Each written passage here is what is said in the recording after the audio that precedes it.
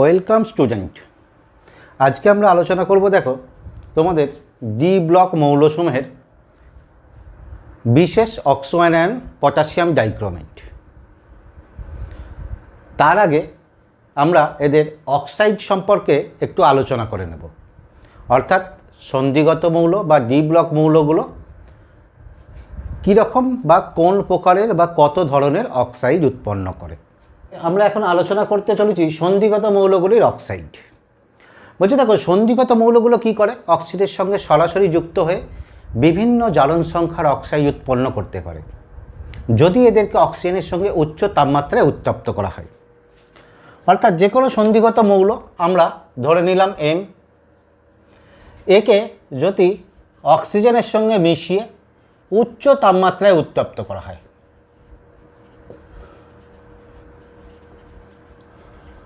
উচ্চ তাপমাত্রা উত্তপ্ত করা হয়, তাহলে তোমার কি হবে? অক্সাইড উৎপন্ন হবে। অক্সাইড কি কি অক্সাইড উৎপন্ন হয় দেখো, MO, M2O3, M3O4, MO2,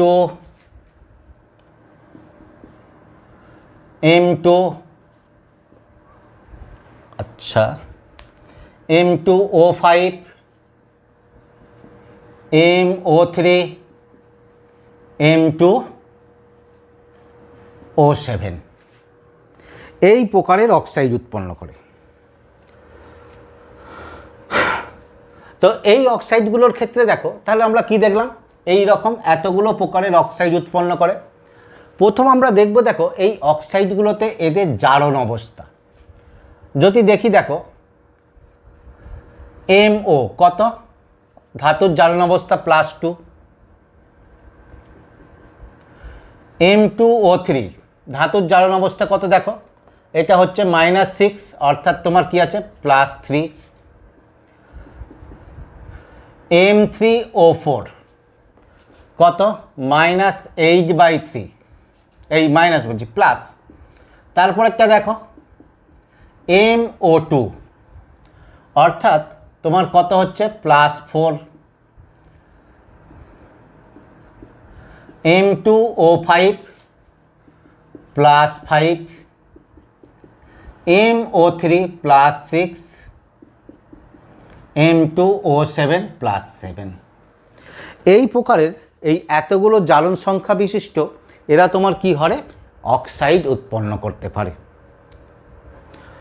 এখন এদের জারণ অবস্থা থেকে এদের কিছু ধর্ম আমরা ব্যাখ্যা করব। তার মধ্যে দেখো সব অক্সাইডগুলোর ক্ষেত্রে দেখো সবগুলোর পূর্ণ সংখ্যায় জারণ অবস্থা আছে ধনাত্মক, শুধু একমাত্র এই অক্সাইডটার ক্ষেত্রে দেখো এর ক্ষেত্রে তোমার কি আছে? ভগ্নাংশ অনুপাত। এই অক্সাইড এটা একটা বিশেষ প্রকারের অক্সাইড যাকে আমরা বলছি দেখো মিশ্র অক্সাইড। এই অক্সাইড নিয়ে আমরা আলোচনা করব অল্প একটু। তার মধ্যে দেখো এদিক থেকে এদিকে যত যাচ্ছি মৌলগুলির ক্ষেত্রে বা অক্সাইডগুলোর ক্ষেত্রে তোমার কি হচ্ছে? অক্সিডেশন স্টেট বা অক্সিডেশন নাম্বার বলতে, আচ্ছা oxidation state or oxidation number কি হচ্ছে? বৃদ্ধি পায়। এইখানে দেখো এই নিম্ন অক্সিডেশন স্টেটের অক্সাইডগুলো, এই যে যাদের ক্ষেত্রে তোমার কি আছে? অক্সিডেশন স্টেট নিম্ন, এই প্রকার অক্সাইডগুলো কীরকম হয়? এই প্রকার অক্সাইডগুলো হয় আয়নীয় এবং ক্ষারীয়, আয়নীয় এবং ক্ষারীয়। যাদের ক্ষেত্রে অক্সিডেশন স্টেট উচ্চ, অর্থাৎ তোমার কি আছে? এই প্রকার অক্সাইডগুলো যাদের ক্ষেত্রে অক্সিডেশন স্টেট উচ্চ, উচ্চ এই প্রকার অক্সাইডগুলো কি হয়? এই প্রকার অক্সাইডগুলো আম্লিক এবং সমযোজী, সমযোজী। মধ্যবর্তী যে অক্সাইডগুলো থেকে যাচ্ছে দেখো, মধ্যবর্তী যে অক্সাইডগুলো থেকে যাচ্ছে অর্থাৎ এই অক্সাইডগুলো, এই অক্সাইডগুলো তোমার কি হচ্ছে? তাহলে আয়নীয় এবং সমযোজী এবং ক্ষারীয় এবং আম্লিকের মাঝামাঝি, অর্থাৎ এরা তোমার কি হবে? উভধর্মী, উভধর্মী প্রকৃতির। তাহলে এখান থেকে দেখো আমরা কি বলতে পারি যে এখান থেকে যত তোমার কি আছে অক্সাইডগুলো তোমার কি হচ্ছে? অক্সিডেশন স্টেট বৃদ্ধির সঙ্গে অ্যাট ফার্স্ট এদের কি হচ্ছে দেখো, আয়নীয় চরিত্র হ্রাস, আয়নীয় চরিত্র হ্রাস, সমযোজী চরিত্র বৃদ্ধি। ঠিক একইভাবে আর কি বলতে পারি, আর বলতে পারি এদের ক্ষারীয় চরিত্র হ্রাস পায়। আর কি হয়, আম্লিক চরিত্র, আম্লিক চরিত্র বৃদ্ধি পায়। তাহলে আমরা কি দেখলাম জারণ সংখ্যা থেকে, নিম্ন জারণ সংখ্যার অক্সাইডগুলো কি হয়, আয়নীয় হয় এবং ক্ষারধর্মী হয়, যেগুলো ধাতব অক্সাইডের সাধারণ বৈশিষ্ট্য। সাধারণত আমরা এর আগে পর্যন্ত কি দেখেছি, ধাতব অক্সাইড ক্ষারীয় হয় এবং কিছু উভধর্মী অক্সাইড পেয়েছিলাম, যেমন জিঙ্ক অক্সাইড, অ্যালুমিনিয়াম অক্সাইড ইত্যাদি। কিন্তু এখানে দেখো আমরা পেলাম তোমার কি হচ্ছে, আম্লিক ধাতব অক্সাইড, যেটা আমরা অধাতুর ক্ষেত্রে পেয়েছিলাম, অর্থাৎ carbon die oxide, sulphur dioxide, sulphur টাইঅক্সাইড, এগুলো অধাতব অক্সাইড ছিল এবং এরা ছিল কি আম্লিক অক্সাইড। কিন্তু এখানে আমরা নতুন পেলাম কি হচ্ছে, আম্লিক ধাতব অক্সাইড। কোনগুলো হচ্ছে, যেগুলো উচ্চ জারণস্তর বিশিষ্ট আম্লিক অক্সাইড উৎপন্ন করছে এবং এদের অক্সিডেশন স্টেট বৃদ্ধির সঙ্গে, অক্সিডেশন স্টেট বৃদ্ধির সঙ্গে কি হচ্ছে, আয়নীয় চরিত্র হ্রাস পাচ্ছে এবং সমযোজী চরিত্র বৃদ্ধি পাচ্ছে। ঠিক একইভাবে তোমার কি হচ্ছে, ক্ষারীয় চরিত্র হ্রাস পাচ্ছে, আম্লিক চরিত্র বৃদ্ধি পাচ্ছে। যদি দেখো আমরা বিশেষ একটা ধাতু নিয়ে আলোচনা করি, ধরো এর ক্ষেত্রে বলছি ম্যাঙ্গানিজের অনেকগুলো অক্সাইড উৎপন্ন করে, যেমন তোমার কি হচ্ছে MnO, Mn2O3, MnO2, Mn2O7। এর ক্ষেত্রেই দেখো একমাত্র ওই Mn2O7 একমাত্র ম্যাঙ্গানিজে কী করে, +7 জারণ অবস্থার অক্সাইড গঠন করে, অন্য ধাতুগুলো +7 জারণ অবস্থার অক্সাইড গঠন করে না। এবং এদের ক্ষেত্রে যদি আমরা পর্যায়ে দেখি, পর্যায়ে যত বাম দিক থেকে ডান দিকে যাব এই ম্যাঙ্গানিজ পর্যন্ত, অর্থাৎ তোমার কি হচ্ছে স্ক্যান্ডিয়াম, টাইটেনিয়াম, ভ্যানাডিয়াম, এই রকম করে তোমার কি হচ্ছে ম্যাঙ্গানিজ পর্যন্ত এদের এই উচ্চ জারণস্তরের সংখ্যা আস্তে আস্তে বৃদ্ধি পায়। তারপরের মৌলগুলোর ক্ষেত্রে আবার অক্সাইডের ক্ষেত্রে জারণস্তরের সংখ্যা কি হয়, অপেক্ষাকৃত কম হয় এবং প্রধানত জারণস্তর +3 জারণ অবস্থা দেখায়। এছাড়াও একদম শেষে দেখবে কপার, জিঙ্ক, এরা তোমার কি হয় +2 জারণ অবস্থা দেখায়।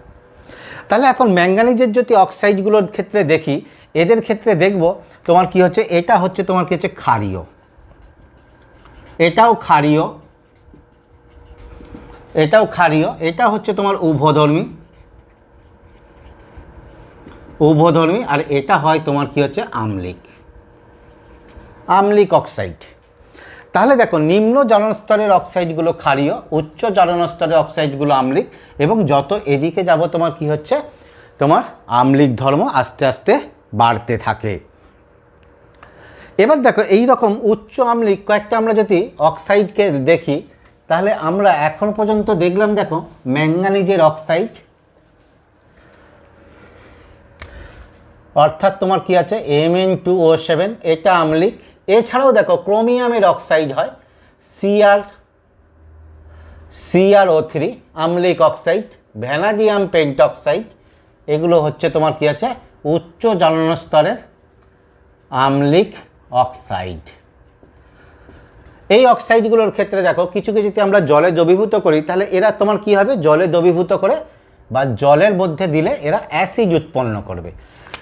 যেমন ধরো Mn2O7, একে যদি আমরা তোমার কি হয় জলে যুক্ত করি, তাহলে জলের মধ্যে যুক্ত হয়ে তোমার কি হবে HMnO4, পার ম্যাঙ্গানিক অ্যাসিড, অর্থাৎ পার ম্যাঙ্গানিক অ্যাসিড হয়েছে। বা ধরো আমরা যদি একেও দিই CrO3, একেও যদি জলে যোগ করি, তাহলে এ কী করবে, জলের সঙ্গে বিক্রিয়া করে তোমার H2Cr O4 পার ক্রোমিক অ্যাসিড, ক্রোমিক অ্যাসিড বা CrO3 জলের সঙ্গে যুক্ত হয়ে গিয়ে H2Cr2O7 পার ক্রোমিক অ্যাসিড, পার ক্রোমিক অ্যাসিড। অর্থাৎ এই অ্যাসিডগুলো আমরা দেখলাম ধাতব অ্যাসিড এবং এরা সবাই তোমার কি আছে, খুব তীব্র অ্যাসিড। তাহলে এখানে আমরা দেখো এই অক্সাইডগুলোকে দেখলাম যেগুলো তোমার কি হচ্ছে আম্লিক অক্সাইড এবং জলে দ্রবীভূত হয়ে তীব্র অক্সাইড উৎপন্ন করে। আরেক প্রকারের অক্সাইডকে আমরা দেখব, যেটা আমরা দেখেছিলাম যার ক্ষেত্রে ভগ্নাংশ আমরা জারণ অবস্থা পেয়েছিলাম, অর্থাৎ তোমার কি আছে M3O4। এর ক্ষেত্রে দেখো ধাতুর জারণ অবস্থা কত পেয়েছিলাম, দ্যাট ইজ +8/3। এইগুলোকে আমরা কি বলছি, মিশ্র অক্সাইড, মিশ্র অক্সাইড। যেমন একটা উদাহরণ দেখো, তোমরা পেয়েছো Fe3O4। প্রকৃতপক্ষে এই Fe3O4টা কি, দুটো অক্সাইডের মিশ্রণ, অর্থাৎ এইটাকে আমরা বলতে পারি যে FeO প্লাস Fe2O3 দুটোর মিশ্রণ। অর্থাৎ FeO এবং Fe2O3 মিশে গিয়ে তোমার কি হচ্ছে, দ্যাট ইজ Fe3O4। এই কারণে এদের জারণ অবস্থা ভগ্নাংশ আসছে, ফেরোসোফেরিক অক্সাইড। বা তোমার এর ক্ষেত্রে বলতে পারি ক্রোমাইট বা আয়রন ক্রোমেট FeCrO4। এইটার ক্ষেত্রে আমরা কি দেখব, FeO প্লাস Cr2O3 এর মিশ্রণ। বা দেখো ZnFeO4, কার ক্ষেত্রে, ZnO প্লাস Fe2O3 Fe2O3 এর মিশ্রণ। তাহলে এই প্রকারের অক্সাইডগুলো যাদের ক্ষেত্রে দেখো ভগ্নাংশ জারণ অবস্থা আসছে, সেই রকম অক্সাইডগুলো সাধারণত কি হয়, সাধারণত দুটো একই ধাতুর বা ভিন্ন ধাতুর অক্সাইডের মিশ্রণ। এই প্রকার অক্সাইডের মিশ্রণগুলো যেগুলোর ক্ষেত্রে ভগ্নাংশ জারণ অবস্থা আসছে, যাদের ক্ষেত্রে আমরা বলতে পারি কি হচ্ছে, এরা হচ্ছে তোমার মিশ্র অক্সাইড। এরপর আসছি দেখো আমরা পটাশিয়াম ডাইক্রোমেট, যেটা আমরা বলছিলাম অক্সো অ্যানায়নের ক্ষেত্রে আলোচনায় আসব। কারণ দেখো পটাশিয়াম ডাইক্রোমেট সংকেত কি, K2Cr2O7। এই যৌগটার কথা তোমরা অনেক শুনেছো, টাইটেশনের ক্ষেত্রে টাইটেশনে ব্যবহার করেছো। একটা কমলা বর্ণের যৌগ, যেটা তোমার কি আছে কঠিন অবস্থায় বা জলীয় দ্রবণের ক্ষেত্রে কমলা বর্ণ দেখায়।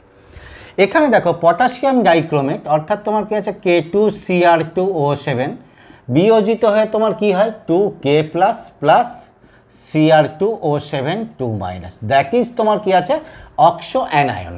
আমাদের এই অক্সো অ্যানায়ন নিয়ে প্রধানত আলোচনা, কিন্তু যৌগটা প্রকৃতপক্ষে কি হচ্ছে, পটাশিয়াম ডাইক্রোমেট হয়েছে।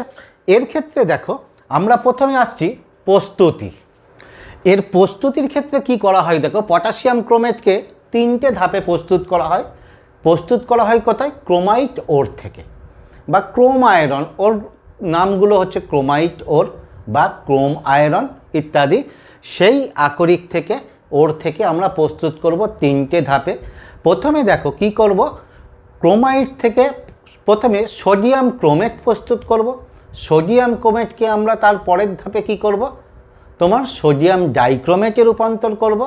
সোডিয়াম ডাইক্রোমেটকে থার্ড অর্থাৎ 3 নম্বর ধাপে কি করব, পটাশিয়াম ডাইক্রোমেটে রূপান্তর করব। এখানে দেখো রিয়াকশানগুলো একটু বড় বড় বলে অনেকে হয়তো ঘাবড়ে যেতে পারে, কিন্তু এই পটাশিয়াম ডাইক্রোমেটের প্রস্তুতি বা এর বিক্রিয়ার ক্ষেত্রে রিয়াকশানগুলো লেখা খুবই সোজা, তোমরা সহজেই পেরে যাবে। দেখো কিভাবে এটাকে আমরা করি। অ্যাট ফার্স্ট স্টেপ, প্রথম ধাপে আমরা দেখো কি করছি, তোমার ক্রোমাইট আয়রন থেকে অর্থাৎ FeOCr2O3 ডট, এইটা হচ্ছে তোমার কি আছে ক্রোমাইট ওর। এই ক্রোমাইট ওর থেকে দেখো এখান থেকে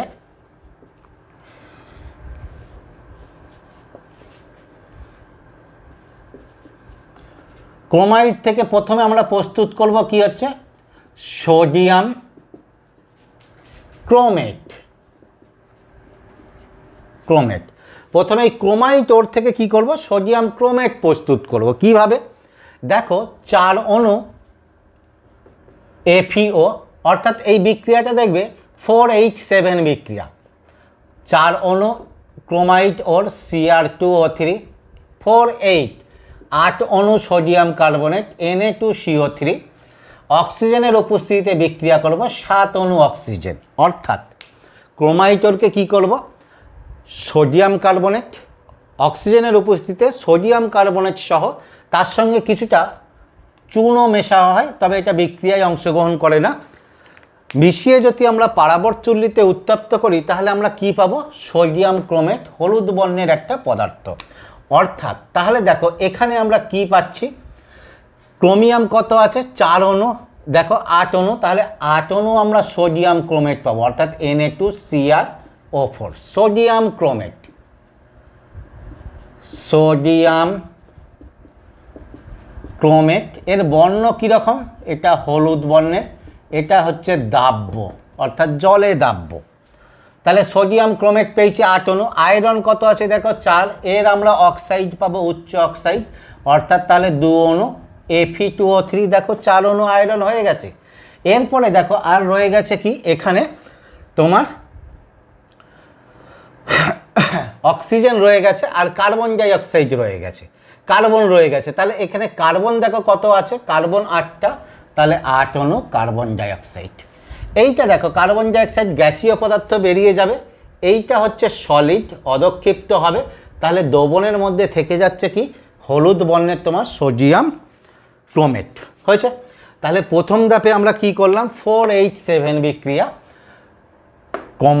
ক্রোমাইটকে অক্সিজেনের উপস্থিতিতে সোডিয়াম কার্বনেট এবং পোড়াচুন সহ উত্তপ্ত করলে সোডিয়াম ক্রোমেট পাচ্ছি, সোডিয়াম ক্রোমেট।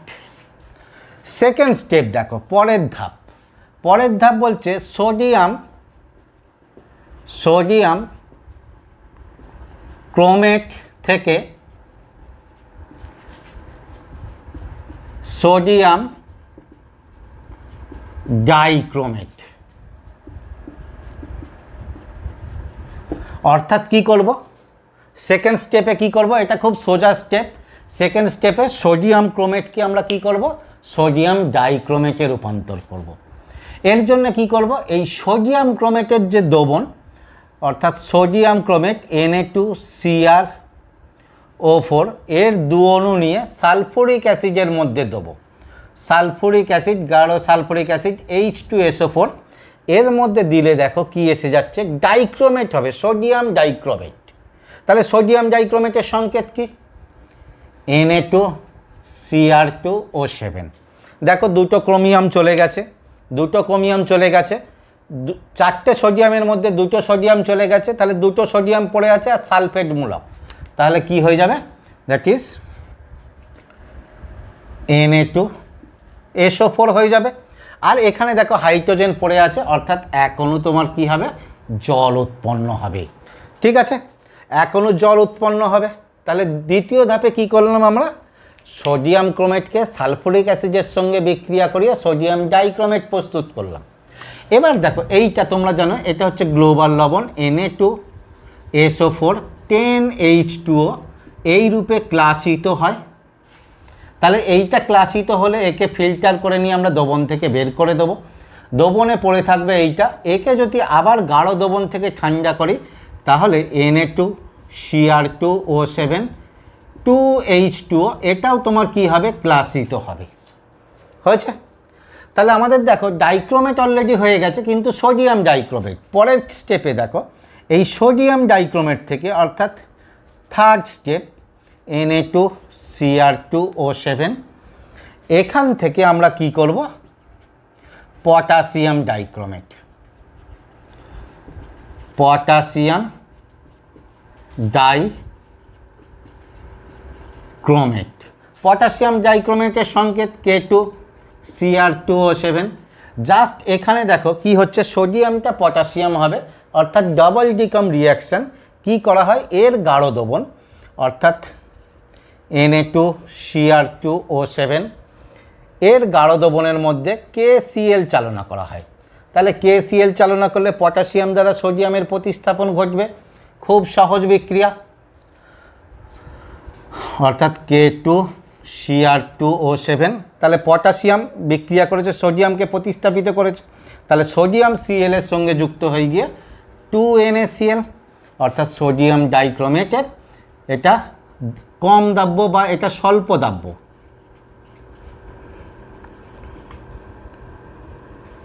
স্বল্প দাব্য, ফলে এটা তোমার কি হয়ে যাবে, অদক্ষিপ্ত হবে এবং আমরা তোমার কি হচ্ছে সোডিয়াম ডাইক্রোমেট পাবো।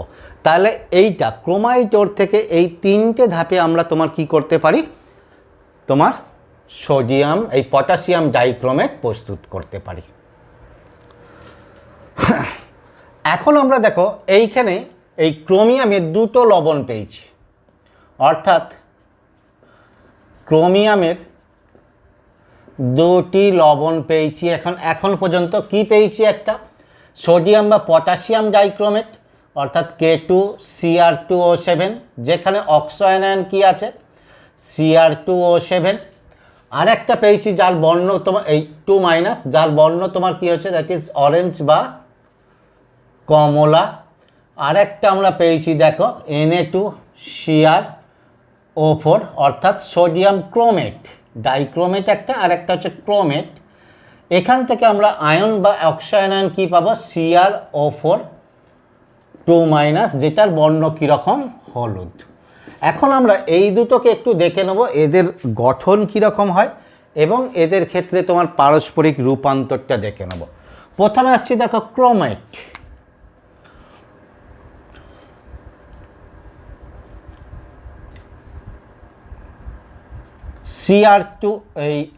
Cr4 2-, অর্থাৎ ক্রোমিয়ামের সঙ্গে দেখো 4টে অক্সিজেন যুক্ত আছে। এর গঠন কীরকম হয়, ক্রোমিয়াম এই একটা অক্সিজেন মাইনাস, এই একটা অক্সিজেন মাইনাস। আচ্ছা, এর গঠনটা একটু অন্যভাবে দিচ্ছি দেখো, Cr অক্সিজেন মাইনাস মাইনাস, দুটো অক্সিজেনের সঙ্গে এইরূপ সমযোজী বন্ধন থাকে। এইটা এর গঠনটা তোমার কি হয়, টেট্রাহেড্রাল গঠন, অর্থাৎ এই রকম যদি আমরা দেখো গঠনটা আমরা করি, এর গঠন এক্ষেত্রে তোমার কি আছে, চতুস্থলকীয় এরকম একটা গঠন পাবো, চতুস্থলকীয় গঠন। এই চতুস্থলকটা এরকম কেন আঁকলাম আমি বলে দিচ্ছি দেখো, এর ক্ষেত্রে চতুস্থলকীয় গঠন। এবার দেখো যদি ডাইক্রোমেট করি Cr2O7 2-, ডাইক্রোমেট করলে এই অক্সিজেনটাকে কমন রেখে এই রকম দুটো ইউনিটকে জুড়ে দিলেই হবে, তাহলেই আমরা ডাইক্রোমেটের স্ট্রাকচার পেয়ে যাব। কি বললাম, এই অক্সিজেনটাকে কমন রেখে দেখো Cr4 এটা Cr2O7, তাহলে একটা অক্সিজেনকে কমন রেখে এরকম দুটো ইউনিটকে আমরা যদি জুড়ে দিই তাহলেই ডাইক্রোমেটের স্ট্রাকচার পেয়ে যাব। সেই জন্য গঠনটাকে আমি এরকম করেছি। তাহলে এই অক্সিজেনটাকে কমন রাখছি দেখো, তাহলে এই অক্সিজেনটা কমন, এদিকে দেখো কি ছিল যুক্ত ক্রোমিয়াম, তার সঙ্গে কি যুক্ত ছিল মাইনাস, এইটা আমরা পেয়েছি। আরেকটা এরকম ইউনিটকে যদি ওদিকে জুড়ে দিই এই অক্সিজেনকে কমন রেখে, অর্থাৎ তাহলে আরও একটা দেখো Cr জুড়েছি, তাহলে তার সঙ্গেও এগুলো যুক্ত থাকবে, অর্থাৎ Cr কি আছে দেখো অক্সিজেন মাইনাস, দুটো অক্সিজেন ডবল বন্ধন।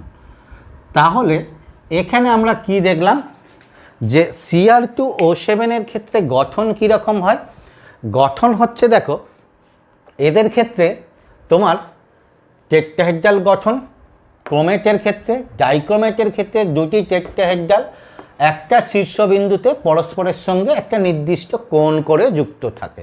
এবং শুধু তাই নয়, এদের ক্ষেত্রে পারস্পরিক রূপান্তর সম্ভব হয় যদি আমি জলীয় দ্রবণের পিএইচ পরিবর্তন করি, অর্থাৎ পিএইচ পরিবর্তনে এখানে যদি দেখো তোমার অ্যাসিড যোগ করি তাহলে ক্রোমেট ডাইক্রোমেটে রূপান্তর হবে। আর যদি তোমার কি হয় ক্ষার যোগ করি তাহলে তোমার কি হবে ডাইক্রোমেট ক্রোমেটে রূপান্তর হবে। বিক্রিয়াটাকে দেখো,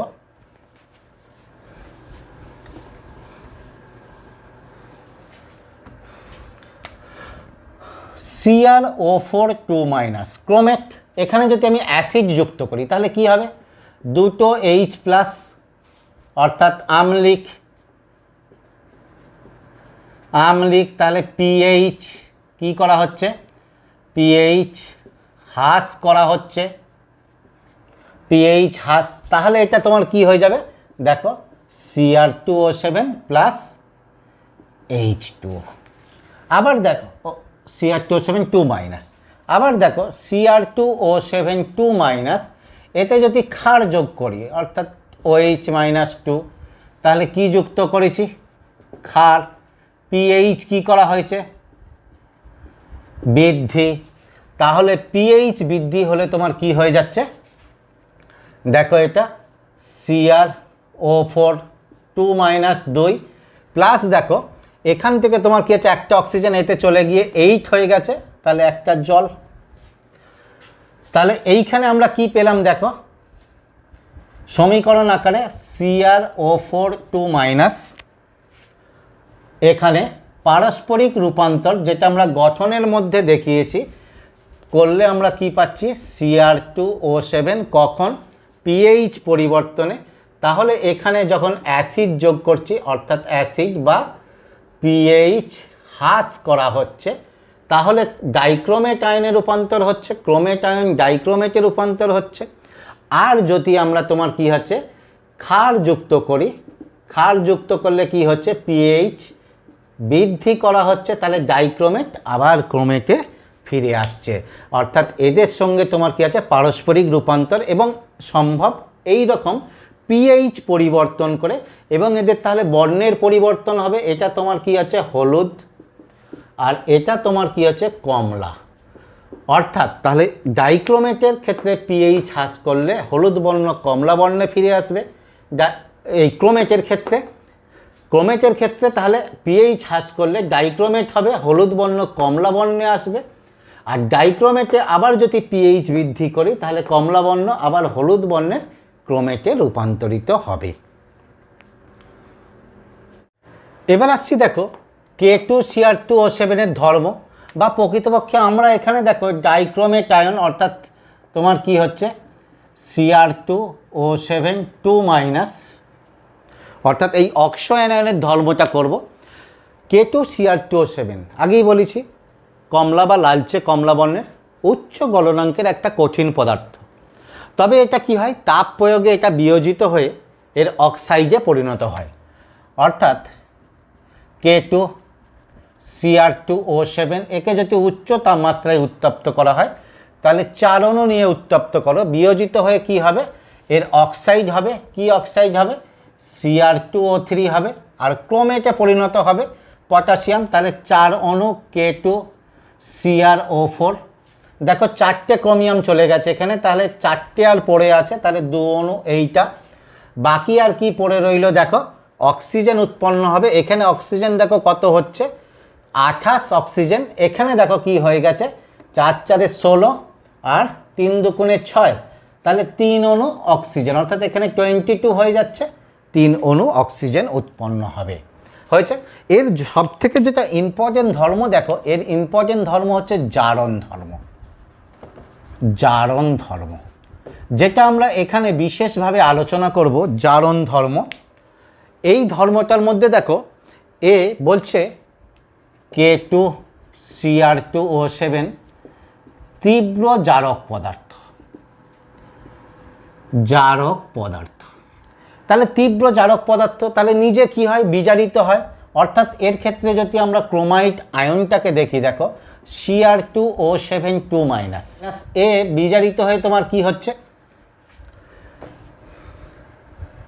বিজারিত হয় Cr3 প্লাস অর্থাৎ ক্রোমিয়াম 3 প্লাস আয়নে বিজারিত হয়।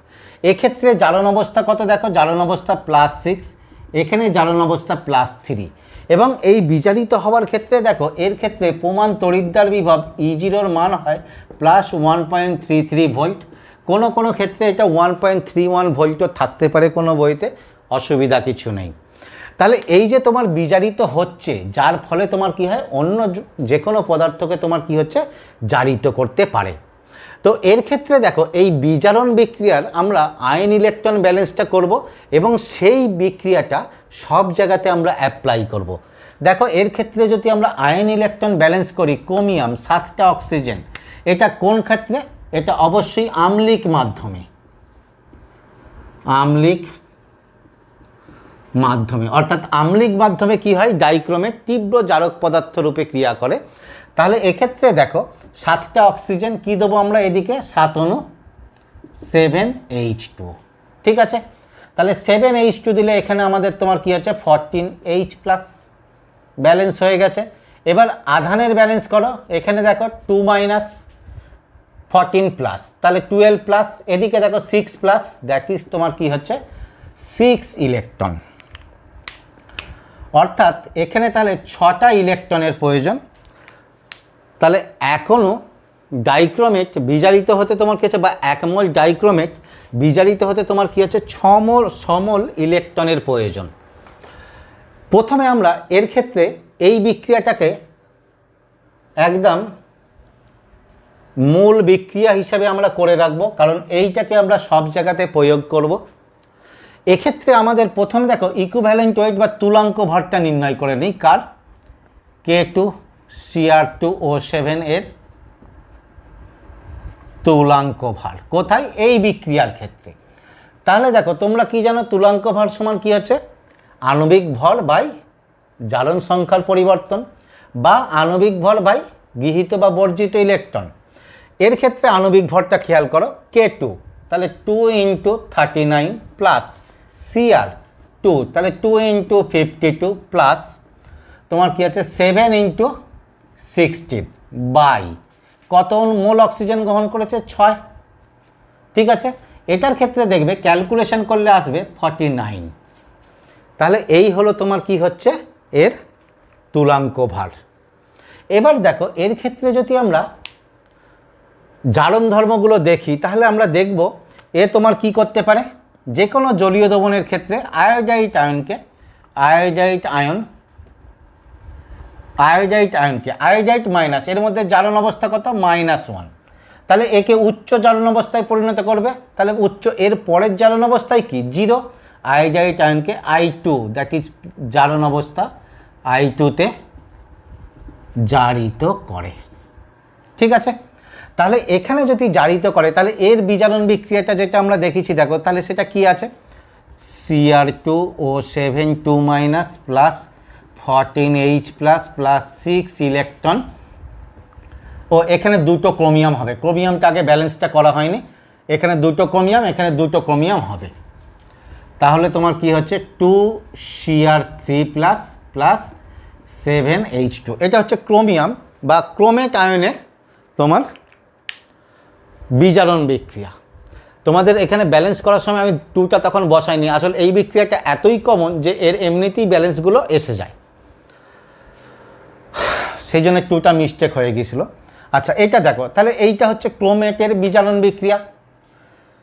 আয়োডাইটের জারণ সেটা যে কোনো আয়োডাইট হতে পারে, পটাশিয়াম আয়োডাইট, সোডিয়াম আয়োডাইট, তাহলে আয়োডাইট I-, সেখান থেকে তোমার জারণ হলে তোমার কি আছে I2, তাহলে 2I 2 এবার দেখো ইলেকট্রন ব্যালেন্স কি হবে, এর ক্ষেত্রে গৃহীত বা এর এদিকে কি হবে 2A, তাহলে এই বিক্রিয়াটাকে আমাদের কি করতে হবে, ইলেকট্রন গ্রহণ বর্জন সমান, দ্যাট ইজ কত দিয়ে গুণ করতে হবে, এটা 2 6 অর্থাৎ 3 দিয়ে গুণ করতে হবে। তাহলে কি হচ্ছে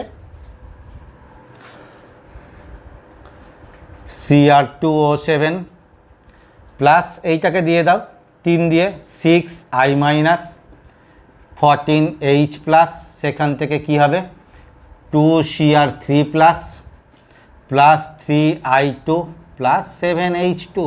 ও ঠিক আছে।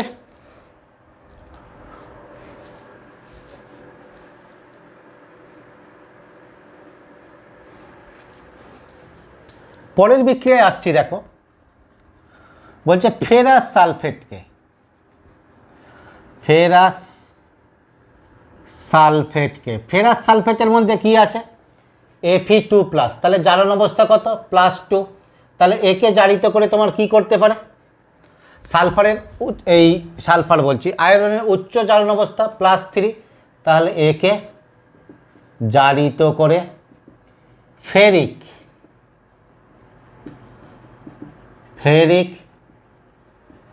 সালফেটে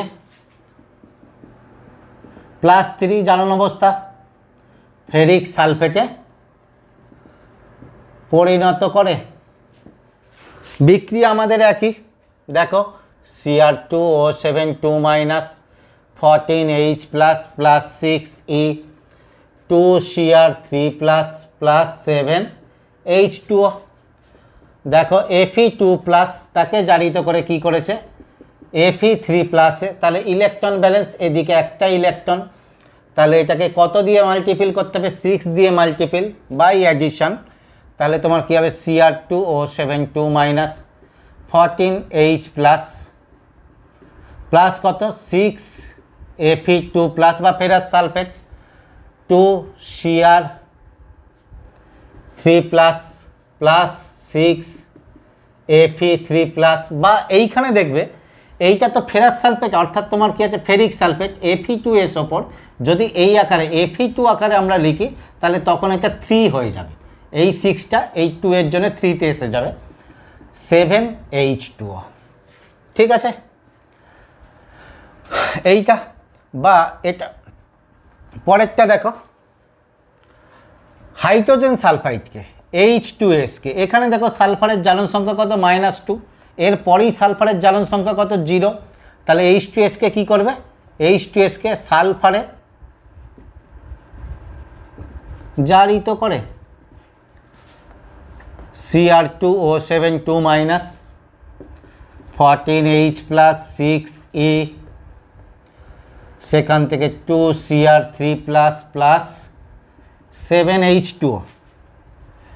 H2S জারিত হয়ে কি হচ্ছে সালফার, তাহলে কি হবে 2H plus, electron balance 2 electron, তাহলে মাল্টিপল কত দিয়ে করতে হবে 6 2 × 3,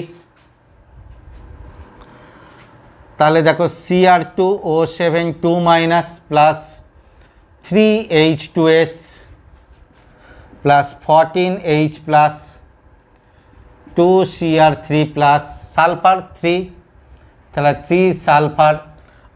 এখানে একটা জিনিস দেখো, এখানে 2H প্লাস, এখানে 14H প্লাস, তাহলে এখানে হয়ে যাবে তোমার 12H প্লাস, এইটা এটা আর কি হবে 7H2O। পরেরটা দেখো স্ট্যানাস লবণ,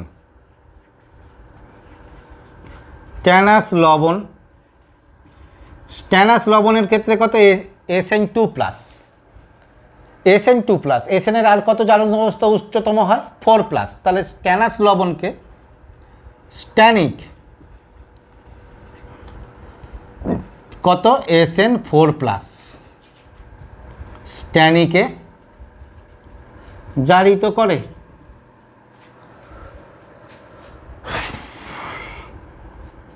Cr2O7 2 14H plus 6 electron 2Cr3 plus 7H2, তাহলে স্ট্যানাস লবণ SN2 প্লাস, সেখান থেকে কি হচ্ছে SN3 এই 4 প্লাস, তাহলে এখানে দেখো ইলেকট্রন কত হবে 2 ইলেকট্রন, তাহলে মাল্টিপল কত হবে মাল্টিপল × 3, তাহলে 3 দিয়ে মাল্টিপল করে এটাকে যোগ করে দিলেই হবে। একইভাবে দেখো নাইট্রেট, পরেরটা নাইট্রাইট লবণকে, অর্থাৎ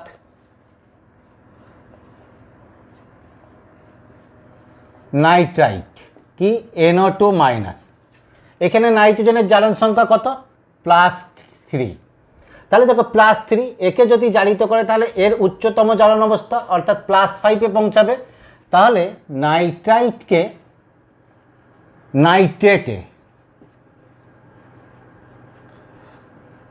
নাইট্রেটে অর্থাৎ NO3 মাইনাস, এখানে +5, নাইট্রেটে জারিত করে। তাহলে Cr2O7 2 প্লাস কত 14H প্লাস 6E সেখান থেকে 2Cr3 প্লাস 7H2, এই মূল বিক্রিয়া। এবার দেখো নাইট্রাইট যদি জারিত হয় তাহলে NO2 মাইনাস জারিত হয়ে কি হবে NO3 মাইনাস। ব্যালেন্স দেখো এখানে তোমার কি হচ্ছে একটা অক্সিজেন বেশি তাহলে 1 অণু জল, এখানে তাহলে তোমার কি হয়ে যাচ্ছে দুটো H প্লাস। এই ইলেকট্রন ব্যালেন্স খেয়াল করো, এদিকে তোমার কি হচ্ছে মাইনাস মাইনাস প্লাস, অর্থাৎ তোমার কি আছে 2E। তাহলে ইলেকট্রন ব্যালেন্সের জন্য একে কি করতে হবে মাল্টিপল বাই 3। বিক্রিয়া দেখো তাহলে Cr2O7 2 মাইনাস প্লাস কি হবে 3NO2 মাইনাস। এবার এখানে H প্লাসটা খেয়াল করো, দেখো এখানে 14H প্লাস, এখানে 2H প্লাস। হ্যাঁ এইটা দেখো 2H প্লাস কিন্তু মাল্টিপল বাই 3, তাহলে কত হচ্ছে 6H প্লাস। তাহলে 14H প্লাস এদিকে 6H প্লাস, তাহলে থাকছে কত দেখো 8H প্লাস। ইলেকট্রন ব্যালেন্স হয়ে গেল। আচ্ছা জল দেখো এদিকে কম জল এদিকে বেশি, তাহলে এদিকে ব্যালেন্স করব। তাহলে এদিকে তোমার হচ্ছে 2Cr3 plus plus 3NO3 minus H plus চলে গেছে জল। এদিকে দেখো 7 জল, এদিকে 1 জল কিন্তু মাল্টিপল বাই 3, তাহলে কত হচ্ছে 3 অণু জল বা 3 মোল জল 7 মোল জল। তাহলে এখানে হচ্ছে কত 4H2O। ও আর এই হলো তাহলে ব্যালেন্স। আচ্ছা একটা জিনিস খেয়াল করবে তো তোমাদের মনে হয় যখন হাইড্রোজেন সালফাইডের জ্বালন করেছিলাম তখন এখানে এই H প্লাসের ব্যালেন্সটাই এই 3 দ্বারা মাল্টিপল যেটা করা হয়েছিল সেটা মনে হয় গণনার মধ্যে আনা হয়নি H প্লাস ব্যালেন্সের সময়। যদি না হয়ে থাকে তাহলে তোমরা ওটা কারেকশন করে নেবে। এবার এদের ক্ষেত্রে দেখো বর্ণটা একটু খেয়াল করতে হবে, এর বর্ণ কীরকম,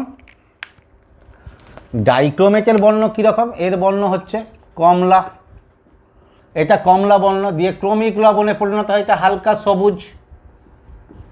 ফলে দ্রবণের কমলা বর্ণ কি হয়ে যাবে, যেহেতু নাইট্রাইট বা নাইট্রেট বর্ণহীন তাহলে সবুজ কমলা বর্ণ সবুজ বর্ণে পরিণত হবে।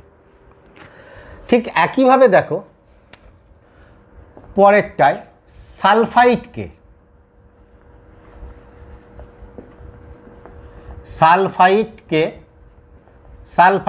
SO3 2 মাইনাস, সালফারের জ্বালন অবস্থা কত +4।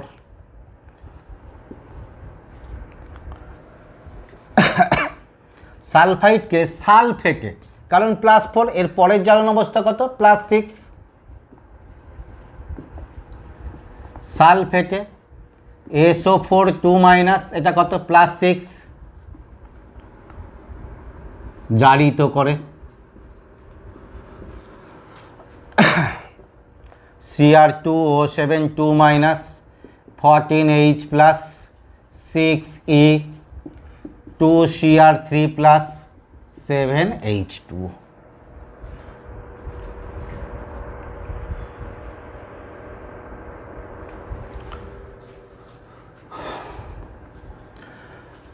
সালফাইট SO3 2 মাইনাস, সেখান থেকে SO4 2 মাইনাস, তাহলে দেখো অক্সিজেন এদিকে বেশি এদিকে 1 অণু জল, এখানে কত 1 অণু জল হলেই 2H প্লাস, তাহলে 2 মাইনাস দুটো প্লাস বেশি 2 ইলেকট্রন, আগের মতোই multiple by 3। Cr2O7 2 minus plus 3SO3 2 minus H plus আগের মতোই 14, এখানে 6, তাহলে 8H প্লাস, সেখান থেকে 2Cr3 plus plus 3SO4 2 minus H plus balance হয়েছে জল, এখানে 3 অণু, তাহলে 4H2O হয়েছে। এরও কি হবে কমলা বর্ণ সবুজ বর্ণে পরিণত হবে। পরেরটা দেখো থায়োসালফেটকে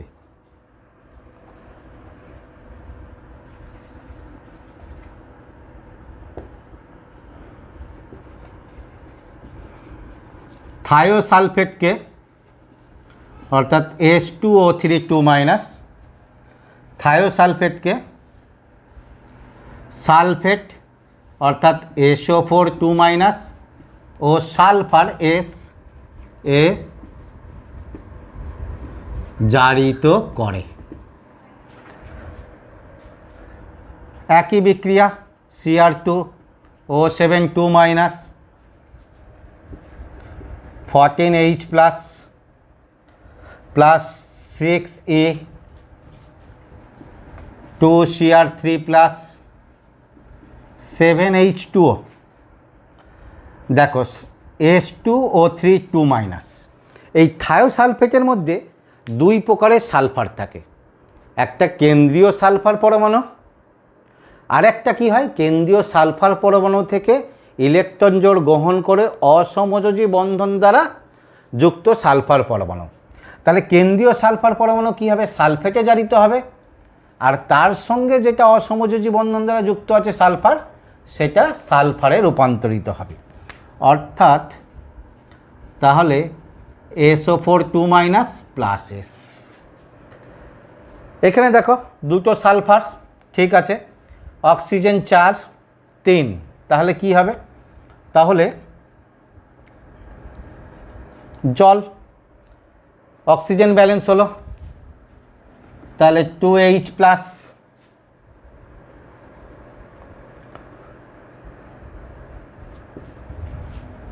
ইলেকট্রন ব্যালেন্স দেখো 2- 2- 2 প্লাস 2, ওই একই মাল্টিপল বাই 3,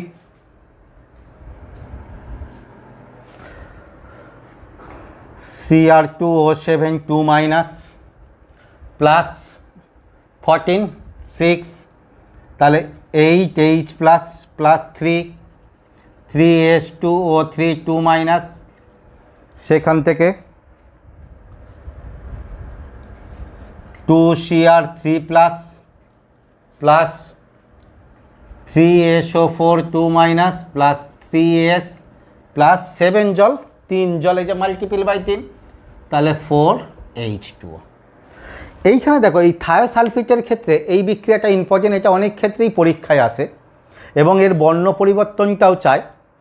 এইখানে তোমার কমলা বর্ণ ছিল, হালকা সবুজ বর্ণ, তার সঙ্গে হলুদ বর্ণের সালফার উৎপন্ন হয়েছে, ফলে দুটো মিলে গিয়ে একটা তোমার অস্বচ্ছ মিল্কি কালার সৃষ্টি করতে পারে এখানে।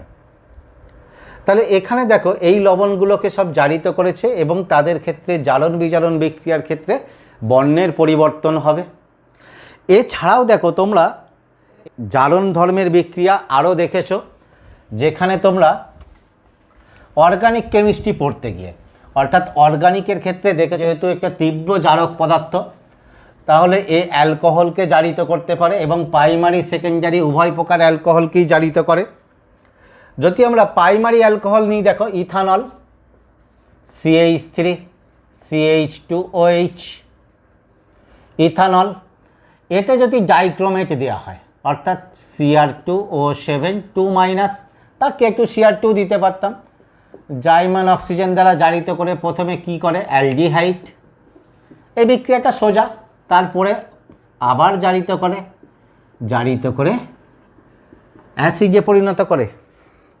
তাহলে এই গেল দেখো তোমাদের ডাইক্রোমেটের বিভিন্ন যে জারণ ধর্ম তার বিক্রিয়া এবং তার উদাহরণগুলোকে আমরা দেখলাম। এবার দেখো এখানে তোমাদের সমীকরণগুলো সব আয়নীয় আকারে লেখা হয়েছে, আয়নীয় আকারে লিখলেও কোনো সমস্যা নেই। যদি কোনো ক্ষেত্রে আণবিক আকারে চাই, তাহলে এগুলোকে আমাদের যে এর আনুষঙ্গিক পটাশিয়াম, সোডিয়াম, সাধারণত পটাশিয়ামই বেশি থাকে, পটাশিয়াম ইত্যাদি যে আয়ন দ্বারা দেবে, সেই আয়নীয় আকারে আমরা এদেরকে কনভার্ট করে দিতে পারবো। এরপরে দেখো ডাইক্রোমেটের আর একটা ঘটনা আমরা দেখব, ডাইক্রোমেটের শনাক্তকরণ। এর জন্য আমরা তোমার কি হবে, ক্রোমিল ক্লোরাইড পরীক্ষাটা করব। কি করব?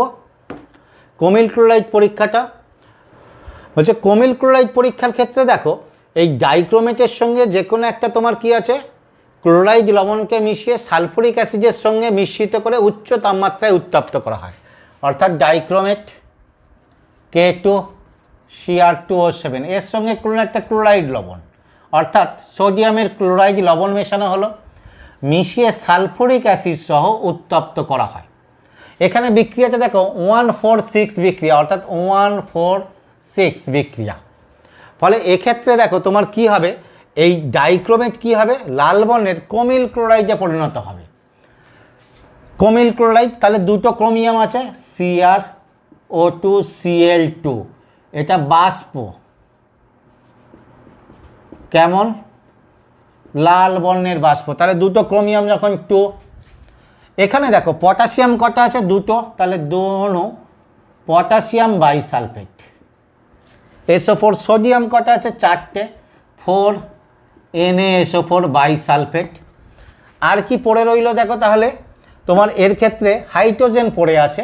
তাহলে হাইড্রোজেন দেখো এখানে কত, 12টা, তার মধ্যে এখানে দুটো, এখানে 4টে, 6টা গেছে, অর্থাৎ 3H2O। 6টা চলে গেছে, 3টে পড়ে আছে, 3H2O। তাহলে এই ক্রোমিল ক্লোরাইড বাষ্প উৎপন্ন হচ্ছে, লাল বর্ণের বাষ্প। এই ক্রোমিল ক্লোরাইড বাষ্পটা অর্থাৎ CrO2Cl2, একে যদি NOH দ্রবণের মধ্যে দিয়ে চালনা করা হয়, অর্থাৎ গাঢ় সোডিয়াম হাইড্রক্সাইড দ্রবণের মধ্যে দিয়ে একে যদি চালনা করা হয়, তাহলে এখানে দেখো হলুদ বর্ণের সোডিয়াম ক্রোমেট উৎপন্ন হবে। অর্থাৎ তাহলে এখানে কি হচ্ছে, Na2CrO4 ক্রোমেট, এটা হলুদ বর্ণের, এটা দাব্য হয়েছে। তাহলে এখানে দেখো সোডিয়াম চলে গেছে, ক্রোমিয়াম চলে গেছে, পড়ে আছে তোমার কি আছে, হাইড্রোজেন আর ক্লোরিন, অর্থাৎ দু অণু HCl উৎপন্ন হবে। এইখানে হলুদ বর্ণের জলীয় দ্রবণ পাচ্ছি, এর সঙ্গে যদি আমরা লেড অ্যাসিটেটের বিক্রিয়া করাই, CH3COO2, তার সঙ্গে Na2CrO4 বিক্রিয়া করলে দেখো এই লেড ক্রোমেটের অদক্ষেপ হবে, অর্থাৎ PbCrO4। এর ক্ষেত্রে হলুদ, আগেরটাও দেখো হলুদ ছিল, এটাও হলুদ, কিন্তু এটা দাব্য জলীয় দ্রবণে, এটা অদক্ষেপ পাচ্ছি। আর তোমার কি আছে, সোডিয়াম অ্যাসিটেট উৎপন্ন হবে। তাহলে এইটা, তাহলে এই ক্রোমিল ক্লোরাইড পরীক্ষার দ্বারা দেখো এর ক্ষেত্রে আমরা ডাইক্রোমেটকে শনাক্ত করব কিভাবে। এর ক্ষেত্রে দেখো প্রতিটা ধাপেই শনাক্তকরণের পদ আছে। ডাইক্রোমেটের সঙ্গে ক্লোরাইড লবণ মিশিয়ে গাঢ় সালফুরিক অ্যাসিড সহ উত্তপ্ত করলে লাল বর্ণের তোমার কি হচ্ছে, বাষ্প উৎপন্ন হয়, যেটা ক্রোমিল ক্লোরাইড। তবে লাল বর্ণের বাষ্পে আমরা শনাক্ত করতে পারবো না, কারণ সালফুরিক অ্যাসিড সহ অনেক লবণকে উত্তপ্ত করলে লাল বর্ণ, অর্থাৎ নাইট্রেট লবণকে উত্তপ্ত করলে লাল বা বাদামি গ্যাস উৎপন্ন হতে পারে।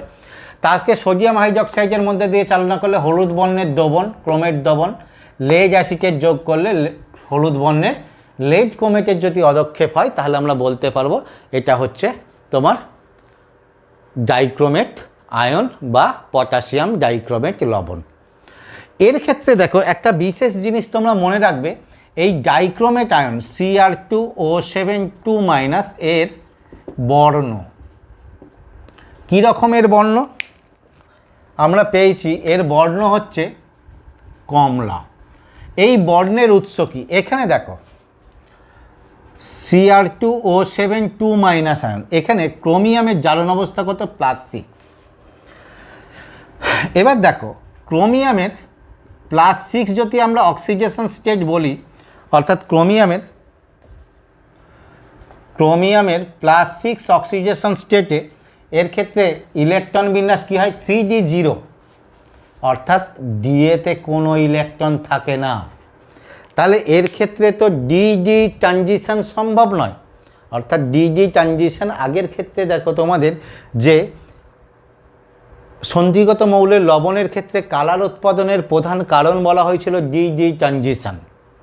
সেখানে একটা বলেছিলাম যে D0 থাকলে বর্ণহীন হবে, তার সঙ্গে আরও একটা কথা যোগ করে গিয়েছিলাম যে কিছু কিছু ক্ষেত্রে আমরা D0 থাকলেও বর্ণ পাবো, তার একটা বিশেষ কারণ আছে। এর ক্ষেত্রে দেখো D0 +6 জ্বালন অবস্থায়, তাহলেও এর ক্ষেত্রে বর্ণ পাচ্ছি। কী রকম বলছে, এর ক্ষেত্রে দেখো চার্জ ট্রান্সফার হয়, কী রকম,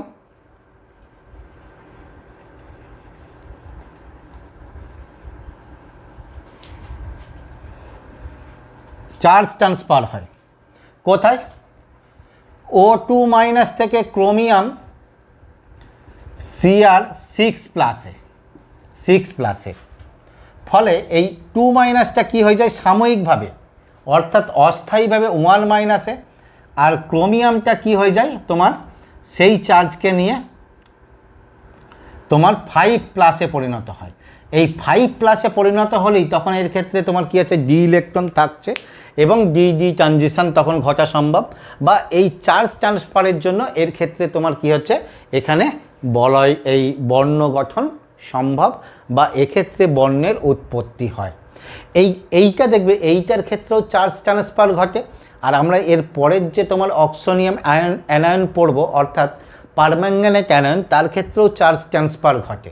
এটার ক্ষেত্রে জয়েন্টে কোশ্চেন এসেছিল ওই এর ক্ষেত্রে পটাশিয়াম পারম্যাঙ্গানেট দিয়ে, যে এর ক্ষেত্রে বর্ণ উৎপাদনের কারণ কি। সেখানে একটা পয়েন্ট ছিল যেটা কারেক্ট অ্যান্সার হবে, সেটা একটা পয়েন্ট ছিল তোমার এল এম চার্জ ট্রান্সফার।